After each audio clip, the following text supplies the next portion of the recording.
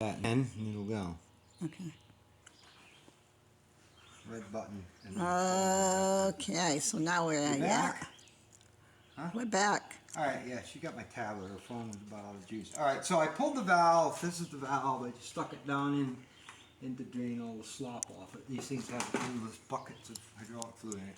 I already started pulling these. I thought, ooh, this would make good video. Okay, come here for a minute.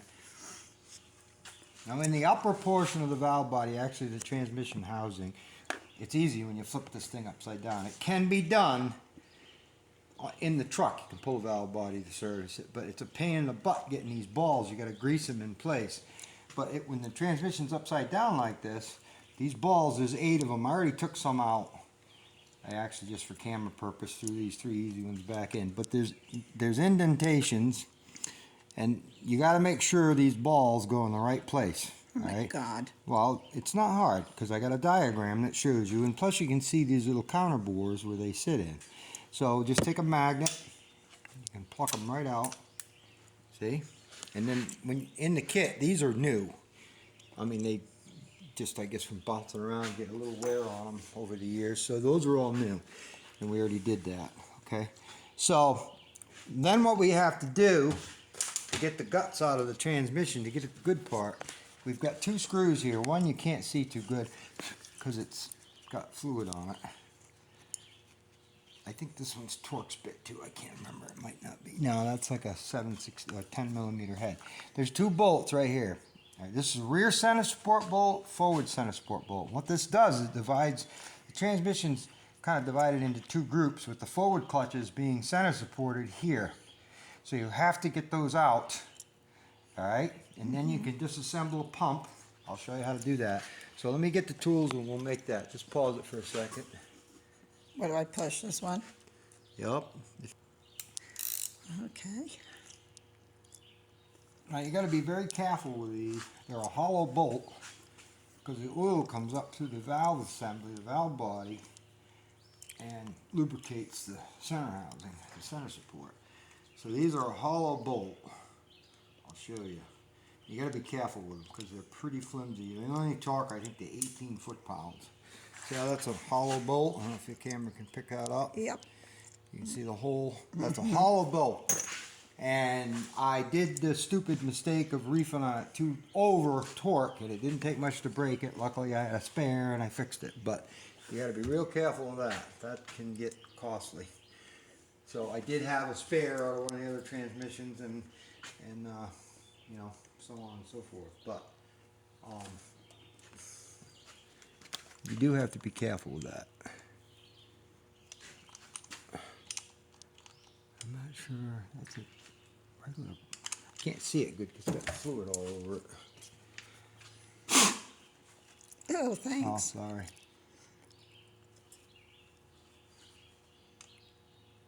I can't remember. I think that's all right. I think it's a regular hex bolt. I don't know why they use a torque on some. And oh, it's not turning properly. What is that thing? It's a different size than what I got, I guess. What do you see? Where is it? Find something to fit properly. Yeah, it looks like a little star inside. Does it? Uh-huh. I can't remember. It's been a while.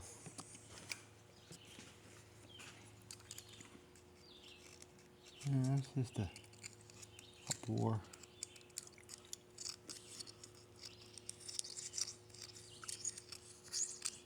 I can't remember. Should be 10 millimeter. 6 out of 10.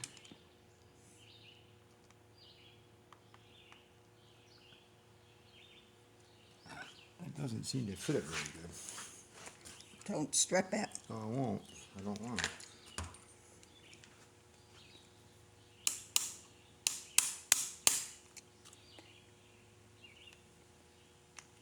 They're not in there very tight. Like I said, they're only in 18 foot-pounds, so. But that's not grabbing it. What is it? I can't remember. I might have to go look up what that thing is. Okay. Let me see if I can. I'll be back. Yeah, go ahead. Okay, where are you now? Alright, I'm on the rear center support. We had to shut it off because I couldn't figure out. I thought it was 10 millimeter. It wasn't. It was, Mammy looked in the book and it was, thank you, Mammy. It's a 3/8 fall point. So there's the other one. I must have peeled some thread somewhere. That's nice. There's the other one. That's a 3/8 12 point. I boogered it up. I'll probably have to get a new one of them. But I have some anyway. But so that's that other hollow point thing. Hollow bolt. Alright, so now I have rear center support, forward center support out. I've pulled these 6 bolts out of the oil pump in the front here. Come here. Maybe we have better light. No, it's good. So this is the oil pump. That's where the torque converter goes, front seal. So I pulled them out. Now, they tell you that you need a specially designed tool for this, but you don't. The book says no, I just read that. Yeah, I'll show you how to get these out. It's pretty easy, actually. Hang on a minute, I get the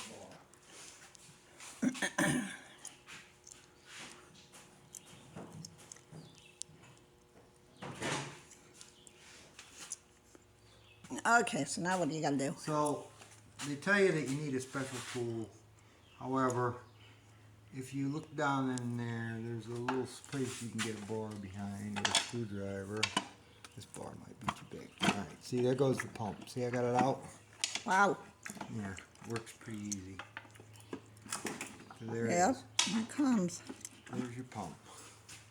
Alright, now, what I should have done and didn't do, I forgot. See this little O-ring right here? This is the internal seal inside of your torque converter. You gotta get that out of the whole clutch mount right. Forgot about that. So, should have an O-ring spoon, but I don't got one. So there's my O-ring. Now, the pump should come out. Alright, so here's my pump. That's my forward pump.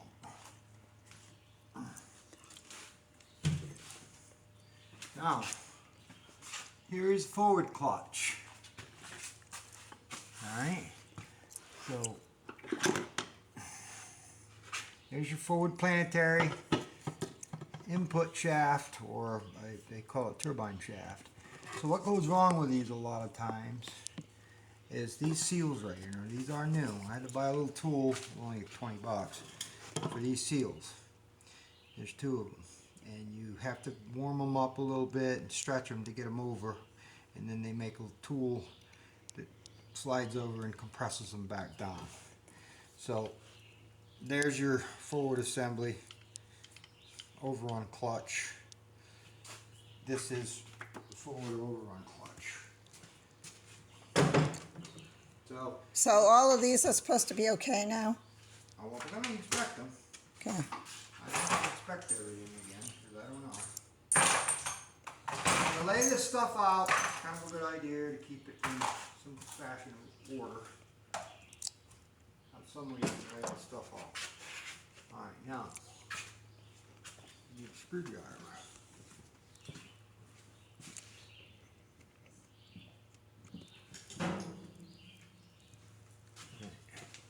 You should actually rotate this back down. It's a little easier to do, but we can get it. Alright, so right here you see you have these retainer springs. See them? So, you want to get them. Where's the end of that thing?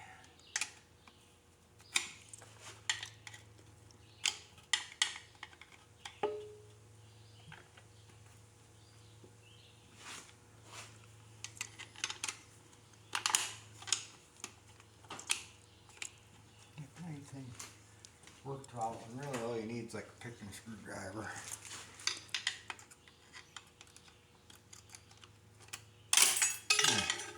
There's that first retainer.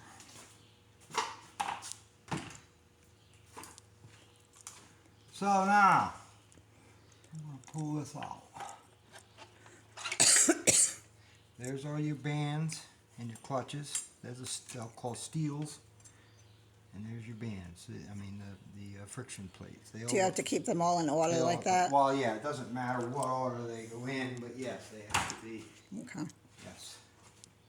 So this would be your forward clutch housing, which I'm working on right now. Alright, there's your forward clutch housing. And everything looks pretty good. Now these have seals inside of these because this is basically a piston. Right? See how it compresses and then pops back out, but there's seals inside of them. But I did all this stuff before, so that's not the issue. Can you put that in the wrong way, or it only goes one way? Pretty much it doesn't go back together if you don't do it right. Right. And it is confusing. Like the last time I did this, I pulled it apart when we went to Rhode Island. Mm-hmm. You know, I remember telling you that. And the problem is, oh, I know what I got to do. The problem is with this is it's just a lot of moving parts to remember, and I didn't have a good color book. If you guys do this, get this book from Monster. It's like $35, and it's excellent. I mean, it shows you hands-on everything.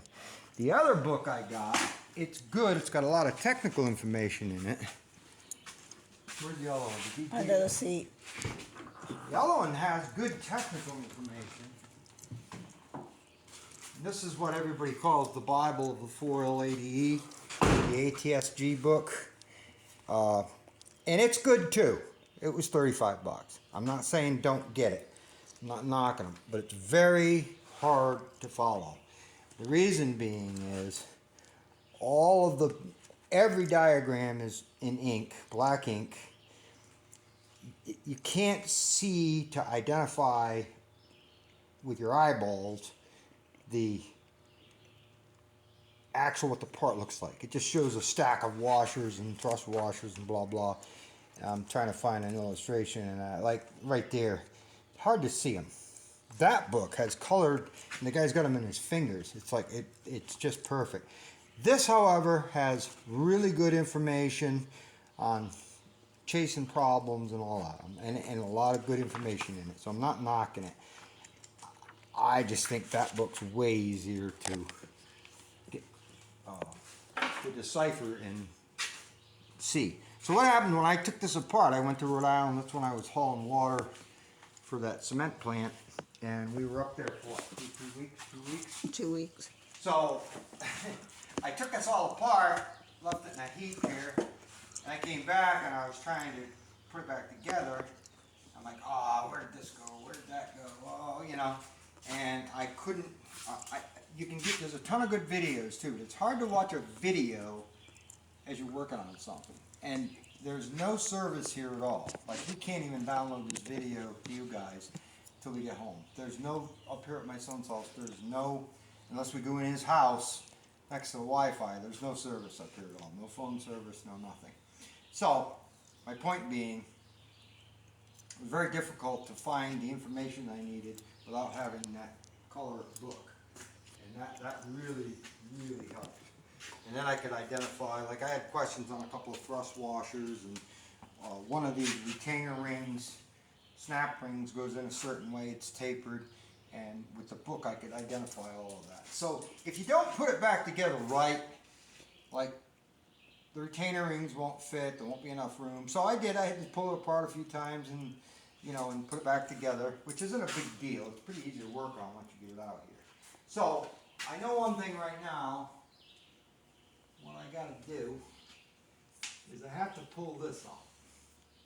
I don't know if that's what's holding me up at the moment, but I just remembered I have to pull this lug out of here for the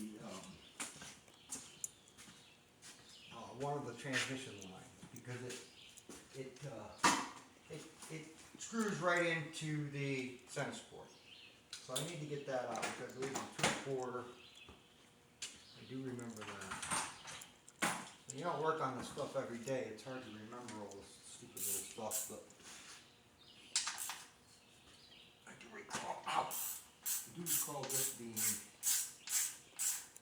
Was that in the book? Or you figured that out? Yeah, but I'll show you why you have to do this. Because this actually goes, see how this tubing end, it actually goes, you can see where it goes into the housing, like that deep into the center housing. Yeah. So it won't let the parts come out because that's locking in place. So that's something I just remembered without, you know. So now, let's see, we got another retainer ring in here. I might have to flip this down so I can see better. Go ahead and pause that till I figure out what the next step is here. Alright. We good? Yeah. Alright, so I got this, the forward clutch housing out, and I did take it apart. This comes apart with this snap ring right here, it comes apart. There's this clutches in here, section with clutches, discs, steels, it all looks good. It's got a plastic bushing here and a rollarized bearing there. They all look good, everything looks good on that. So now I'm going to the, what is it? Direct clutch Direct clutch housing. housing. So I'm going to pull that out. Somewhere I've got something wrong here. This sucker's slipping. So, alright, so there's a direct clutch housing. You can see all your bands and seals in it. I'm going to pull this apart and see if I've got burnt bands and whatnot in here. I don't see any real excessive heat looking stuff. Looks pretty kosher. Obviously something, shoot, where's that? Yeah. Something was slipping. So I'm gonna find issues somewhere, I believe. So we're just gonna look at these clutches. Like I say, I have a lot of extra discs from the other one that were, I think that other transmission has been rebuilt fairly recently.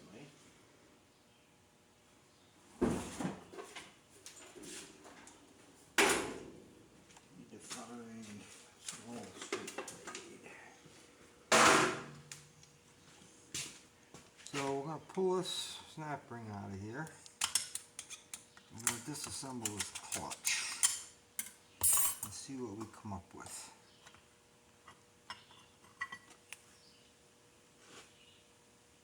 Alright, this is, I can see where. These were all brand new. When they were new they had grooves in them. You can still slightly see the grooves.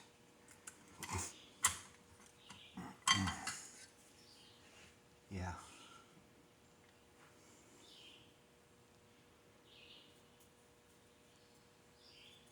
Yeah.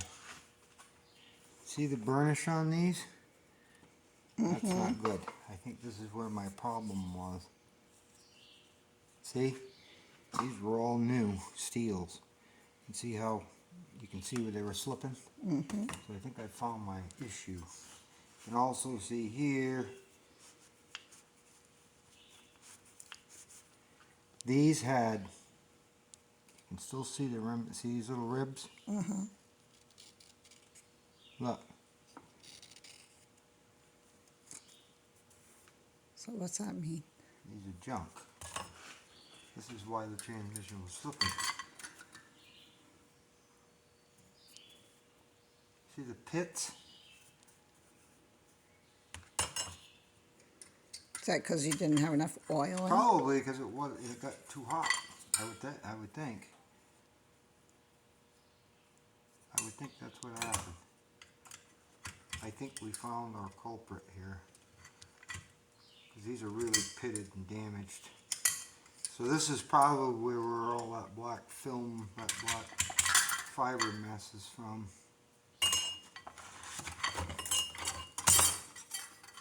Yeah, we got issues here.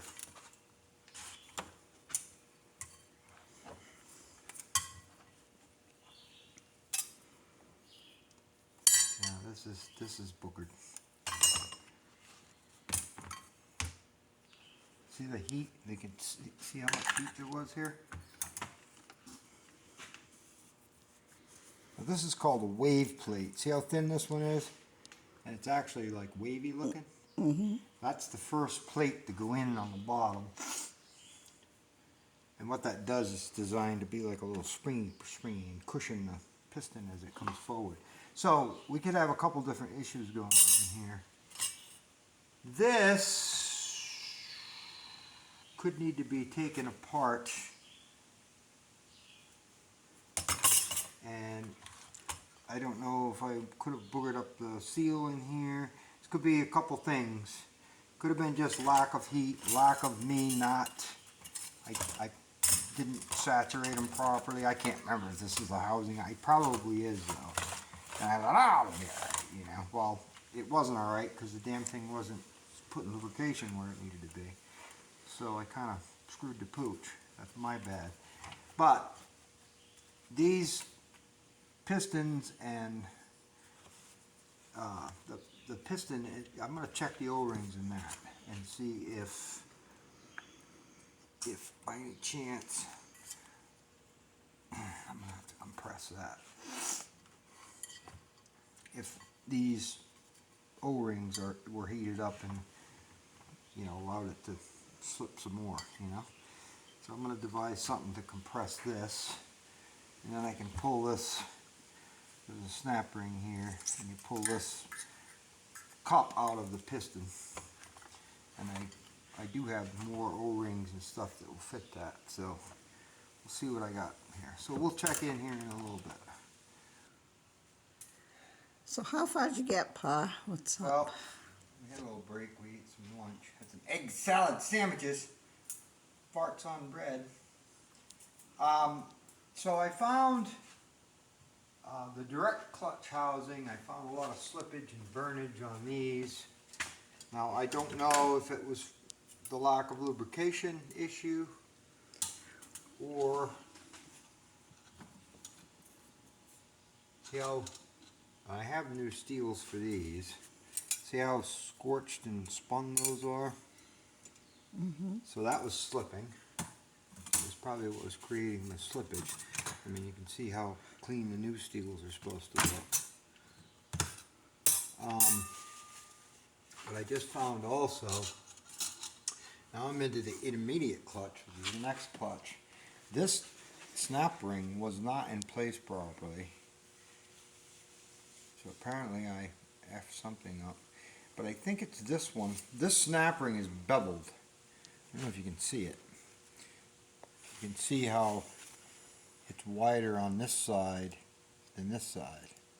And it does matter whether it goes in this way or that way. And I can remember reading and contemplating all this, but that doesn't mean in my friggin' Joe Biden senility I didn't put it in upside down, because the thing was partially not in its groove. And it's allowed this clutch, could be what the problem is too, I don't know. Like I said, live and learn. But this clutch, the intermediate clutch,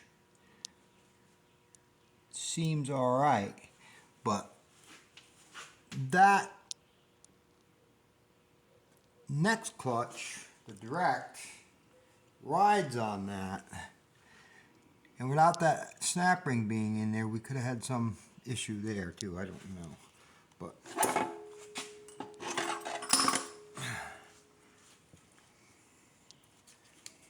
so these are all new O-rings on that. They all look good. I put new bushings and all of this. I pressed new bushings and all this stuff.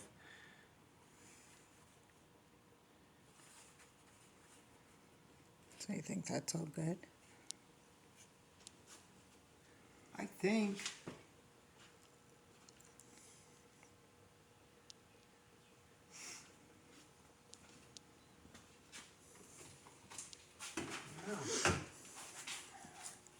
But this direct clutch too, I did not replace this last time. So this is the actual seal, the piston cup seal. It looks good. I mean, both pieces of it, the other end of it looks good, but I am going to replace this because if it, who knows, if it's got an umbrella seal here, but this is all bonded. It's all one piece, so I'm going to replace that and new frictions. I have the new steel. I'm gonna do that while I got it apart. Alright, so this part right here,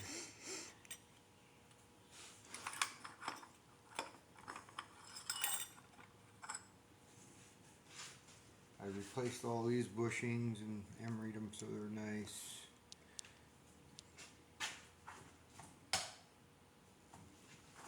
That goes to the rear.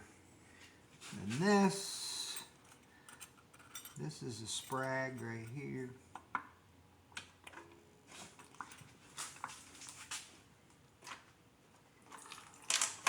Alright, that's the rest of the whole gear train in the back. Alright, so we'll take this apart. The sprag assembly looks good. Everything looks good in this. I don't think we have any problems in here. My problems are elsewhere.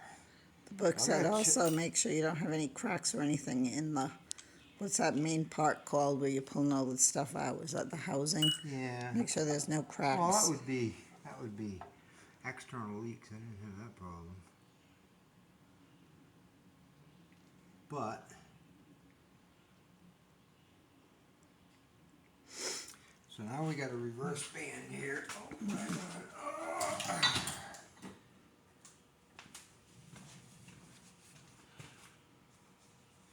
Now this is a spacer, thrust washer spacer that goes on the bottom. This is how you set your preload for your shaft movement, the assembly, the rear shaft. It's just done with that spacer, different thicknesses. But they allow you from 4 to 25 thousandths. And that's a lot of give, you know. And I had it within that spec, so that's good. This is the reverse band here. I think this is reverse band, is it? Or is that the... No, the other band is reverse band. That should be good. There's nothing wrong with that. I don't think I gotta pull that out. There's nothing. That's all good. I just don't know why. I think I might have had that stupid O-ring in upside, snap ring in upside down. I don't know. But I do know this is tapered. And it's, I can't remember without looking at the book which way this is supposed to go. But you can see clearly that you can see in the lighter now with the camera, but it's thicker on this side than this side. It's beveled, it's chamfered or whatever, and it does go. And I think maybe I had that in backwards, which made a lot of stuff move around because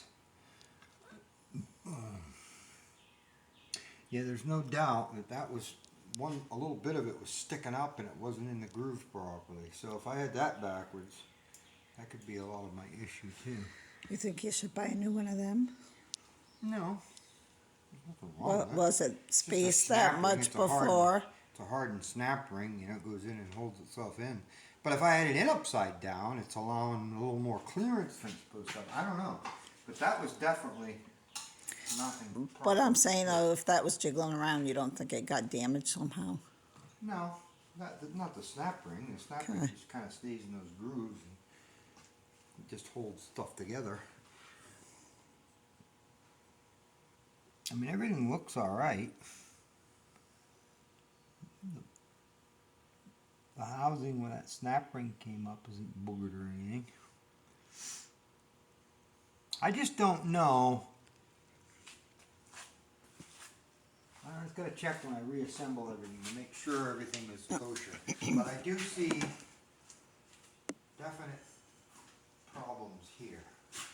Which, like I said, it could be because of I messed up putting it together. I don't know.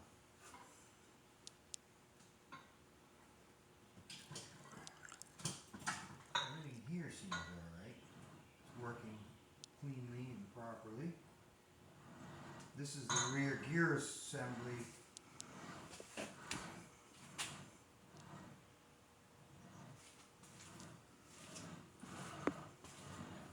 This is the rear planetary assembly. These are these little sprags. But that's in good shape. I don't want to take it out because it's a pain in the rear end. You take it out and the little rollers all pop out of them. You got to put them back together. But that's all in good condition. And what this sprag thing does, this sprag bearing or whatever, it only lets it rotate. It won't let it rotate backwards is what it does. It stops it from going backwards. But I'm assuming I had this. This is the thing. This could be an issue too. Did I have this in the wrong place? I don't know. I gotta look. I think that's where that belongs because it's not a metal to metal, situation. There's the upper part. Oops. There's the upper part of that little, what do they call them, a Stinson bearing. So that upper part of that goes down into this little roller down in here. I'm pretty sure that's correct. That's the thrust washer that goes in there. See how it fits? Mm-hmm.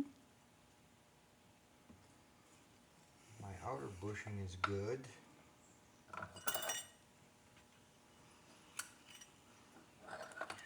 I mean, like that little piece you have right there, is it supposed to be one way or another, or it doesn't Yeah, it matter? has to go this way. No, that little thrust washer? No, Yeah. it's just a brass washer. I don't think there's much wrong with this situation. But see, if this stuff doesn't go together properly, like you can't assemble the thing. That's what kind of blows my mind with that snap being out of place.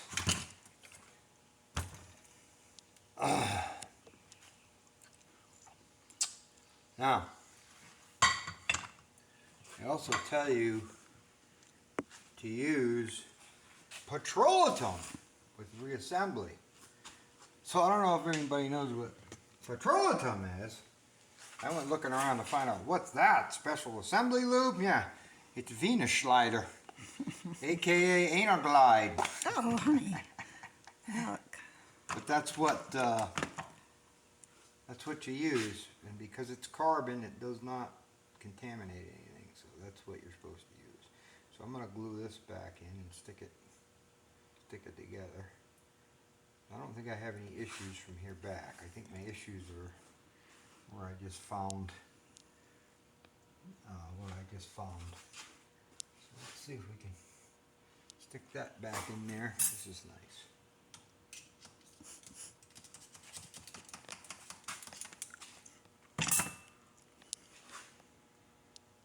That up, that sits. I think I got that right.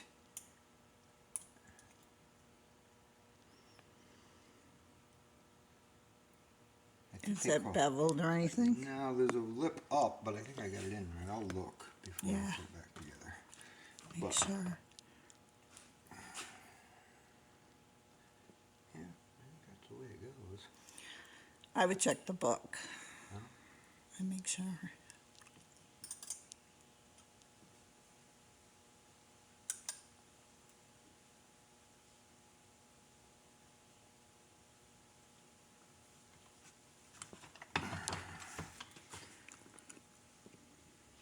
Rag down.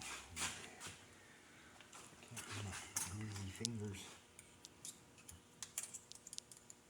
Yeah, we can check the book on this and make sure.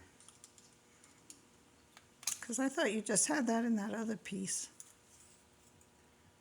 There's a certain way they go. God.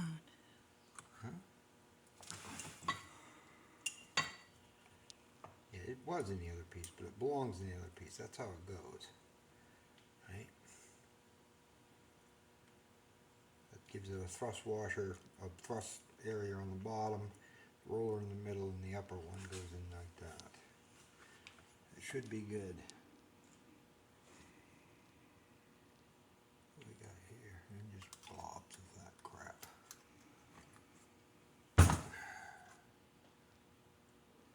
So, I don't see anything out of place here. But I don't know why, like I said, I found that one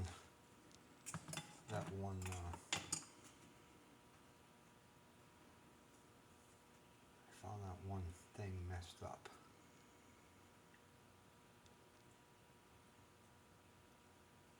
That one snap ring, and I don't know why, other than I just put it in upside down. That's a very good possibility, you know. Mm-hmm.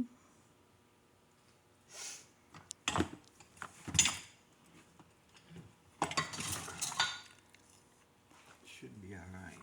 Oh, well, don't wanna fall on the floor. Huh? Yeah, I know. That's the problem. You need 100 acres to spread this stuff all out. We'll check the book and make sure. I think I'm good with that. You can get kits for these. What is it? Sonics and all them. They make because a lot of these use the rollers and some of them don't. Like these, you know, they'll use a plastic thrust washer or something, or that brass thrust washer.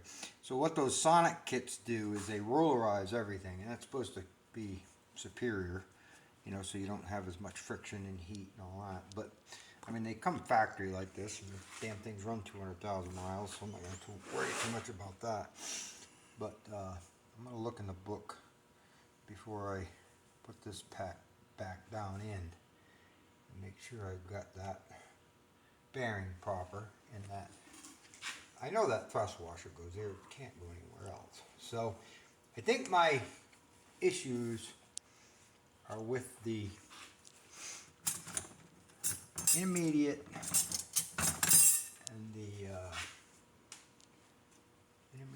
and the direct clutches. Because here's what I found on this. This one looks like it was slipping too. Not as bad. And then see this on here? Mm-hmm. That, I don't recall that being like that. That part of the steel doesn't look too bad. It looks like there was a little bit of heating here. But these fibers don't look too bad. I think the most fiber damage came off of that. See, that was slipping a little too. But I think that's tolerable. I could put that back together, I think. But these ones really cooked.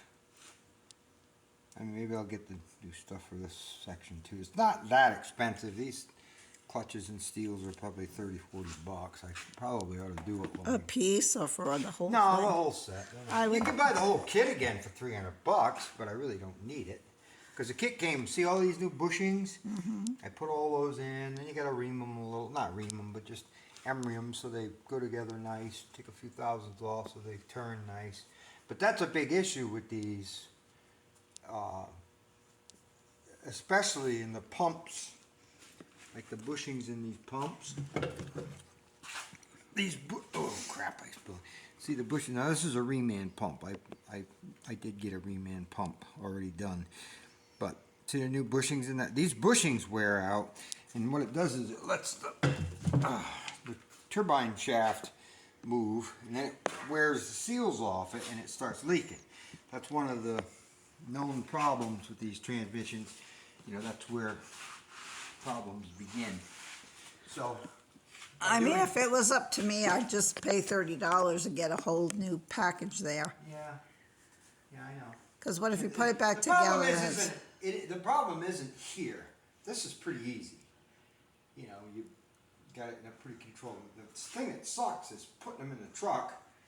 Which I'll tell you what, I bought this little. Show these guys this. Again, who knows? I don't know if any of you guys would ever do any of this, but it's kind of interesting. It's kind of a. Seems like automatic transmissions are a big taboo. They're really not. Again, I'm learning. Not say, but I'm not afraid to learn either. I'm not afraid to dig into it and see what makes it tick.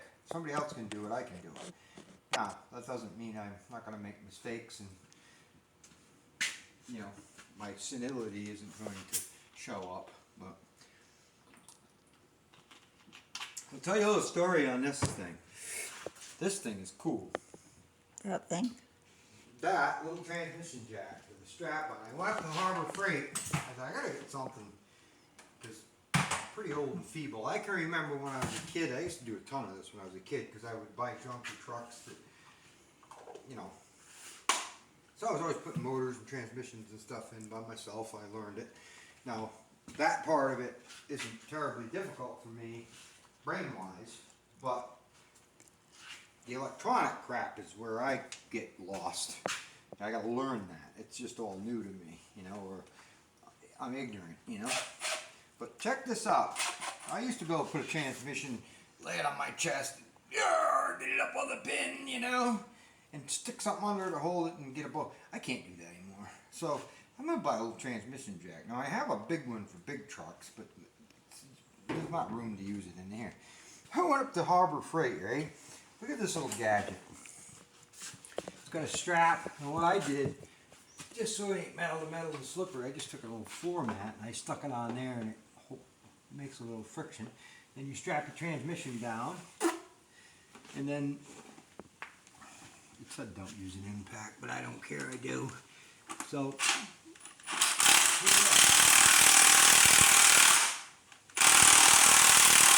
Look at my battery. Something.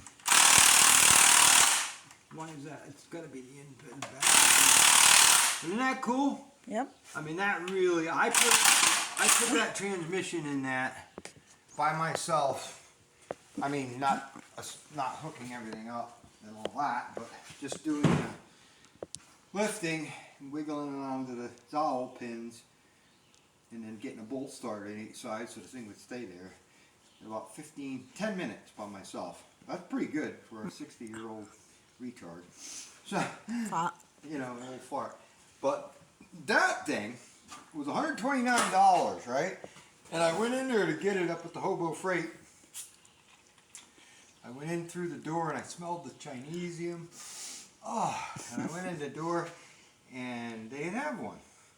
Shoot. So I went up and I asked the girl, I said, hey, that little jack, they had a picture of it. You don't have any of them? Oh, I probably have some in the back. Let me go look. And another girl come running down the aisle and said, hey, wait a minute. We got one of those on clearance over here. I said, you do?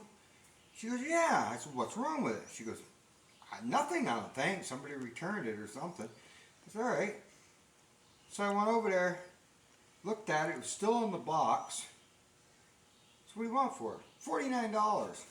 Let me tell you what, that is about the best $49 investment for a tool I've ever made. And it's simple, it's whatever.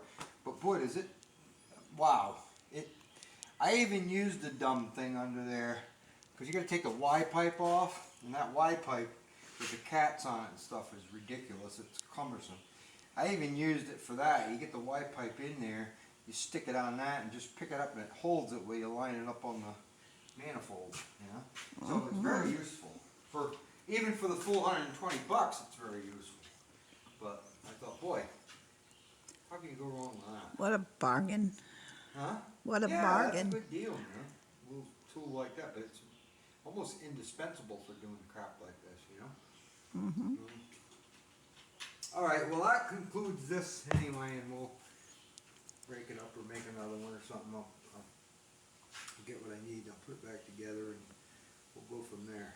And I think I'm going to tap this rear center support a little bit.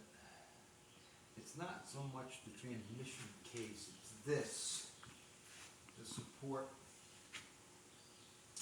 in the clutch housing, in the direct clutch housing, I think. But the threads are a little weird feeling to me. Oh, it's in this one. I think, where did it go? Anyway, I'm going to clean that hole up, get a new center support bolt. That one that came out, I don't like it. I'm afraid it's going to break off when I try and put it in there. They're pretty flimsy being hollow. So, all right. Ta-da. Thanks for watching. I hope you enjoy this stupid stuff. I kind of enjoy this part of it. I don't enjoy climbing under a truck 400 million times doing that part of it, but whatever. We'll get it. Done it enough. Oh, so we'll make some more videos. That's what I'm doing right waiting on parts for my dozer. I'm gonna put a couple of capacitors. I'll do a video on that too. That's kind of interesting. I'm gonna try it again. Again, it's not something I'm used to doing, but I'm gonna try it. I'm gonna try and solder in capacitors into my controller. So. Like the fun never ends. Oh, all this broken stuff. But whatever. It is what it is, you know. Mm-hmm. Kind of just bouncing around, doing whatever. You know. So, all right, guys. Well, ta-ta. Love y'all. Leave comments, advice, support, swears. I don't care what you put in there. So, peace out. Have a good week.